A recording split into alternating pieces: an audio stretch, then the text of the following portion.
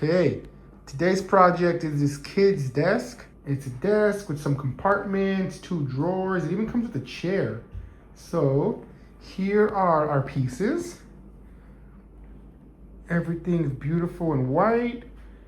These are our connectors, our instructions, and as always, all of our pieces are perfectly labeled. As you can see, they're all letter labeled. Each single piece is labeled so you know where it all goes. So let's get these instructions open and let's build a desk.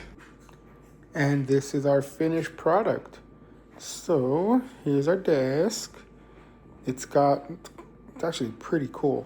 So it's got shelves here for you to put stuff in. It's got an upper shelf.